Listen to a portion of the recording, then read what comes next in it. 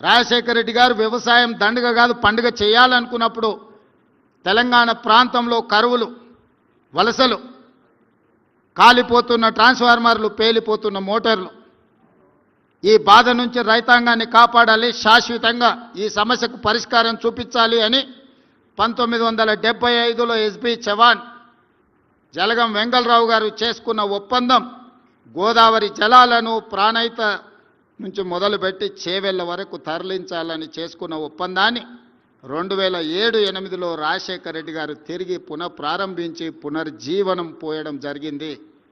వారి మరణానంతరం జరిగిన పరిణామాలు, చేపట్టిన పనులు 11,000 కోట్లు ఖర్చు పెట్టినా ఆ తర్వాత రీడిజైనింగ్ల పేరు మీద ప్రాణహిత తుమ్మిడిహెట్టి దగ్గర కట్టాల్సిన ప్రాజెక్టు కానీ, చేవెళ్ల ప్రాంతానికి తరలించాల్సిన నీళ్లు కానీ రాలేదు. మేడిగడ్డ, అన్నారం, సుందిళ్ళ గురించి నేను ఎక్కువ ఇక్కడ మాట్లాడదలుచుకోలేదు. జరుగుతున్న పరిణామాలు మీకు అందరికీ తెలుసు. కానీ ఒక్క మాట ఈ వేదిక మీద నుంచి చెప్పదలుచుకున్నా. ఆనాడు ఈ రైతాంగాన్ని ఆదుకోవడానికి వైఎస్ఆర్ గారు ఏదైతే తుమ్మిడిహెట్టి దగ్గర ప్రాజెక్టు కట్టి చివరి ఆయకట్టు తాండూరు వరకు, రంగారెడ్డి జిల్లా వరకు తరలించాలని చేసిన ఒక గొప్ప ప్రణాళిక గతంలో నిర్లక్ష్యానికి లోనైంది. ఈనాడు ఈ వేదిక మీద నుంచి రాజశేఖర రెడ్డి గారు ఆశయాలను కొనసాగించే ప్రభుత్వంగా నేను మాట ఇవ్వదలుచుకున్న. తుమ్మిడిహెట్టి దగ్గర మళ్ళీ ప్రాజెక్టును కడతాం.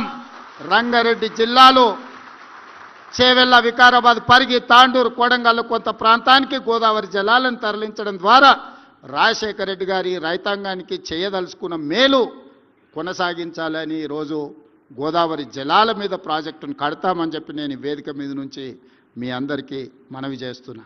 ఇదే కాదు, నల్గొండ జిల్లాలో ఫ్లోరైడ్ వల్ల అక్కడ కుటుంబాలు, అక్కడ పిల్లలు, అక్కడి పరిస్థితులు మీకు అందరికీ తెలుసు. వరల్డ్ హెల్త్ ఆర్గనైజేషన్ ఆనాడు చెప్పింది, ఇక్కడ మనుషులు నివసించలేని పరిస్థితులు వచ్చినాయి, ఈ ప్రాంతం ఎడారిగా మారబోతుంది, ఈ ప్రాంతంలో ప్రజలు బ్రతకలేరు, బ్రతకడము అసాధ్యము అని చెప్పి వరల్డ్ హెల్త్ ఆర్గనైజేషన్ చెప్పి ఈ ఫ్లోరైడ్ మహమ్మారి అక్కడి ప్రజలని, పుట్టే పిల్లల్ని కాళ్ళు వంకర, చేతులు వంకర, నడుము వంకరతో కన్న తల్లిదండ్రులకు బతుకున్నంతకాలం దుఃఖాన్ని, శోకాన్ని అందిస్తున్న సందర్భంలో డాక్టర్ వైఎస్ రాజశేఖర రెడ్డి గారు ఎస్ఎల్బిసి టన్నెల్ ప్రాజెక్టు 2005-6లో ప్రారంభించారు.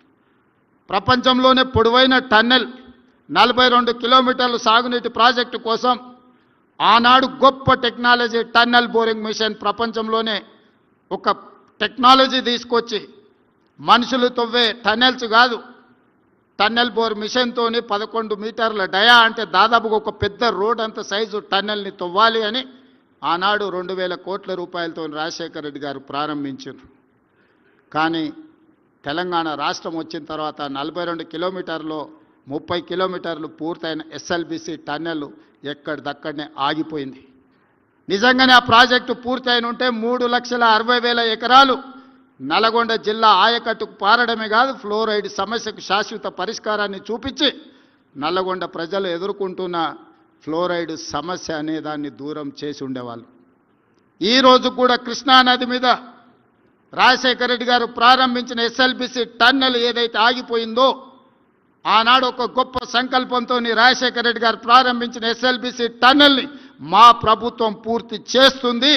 ఆ కార్యక్రమాన్ని ముందుకు తీసుకువెళ్తాము. గోదావరి జలాల మీద ప్రారంభించిన ప్రాణహిత చేవెళ్ల ప్రాజెక్టును పూర్తి చేసే బాధ్యత మాది, మా ప్రభుత్వాన్ని. కృష్ణానది జలాల మీద రాజశేఖర రెడ్డి గారు ప్రారంభించిన ఎస్ఎల్బిసి టన్నెల్ని పూర్తి చేసి నల్గొండ జిల్లా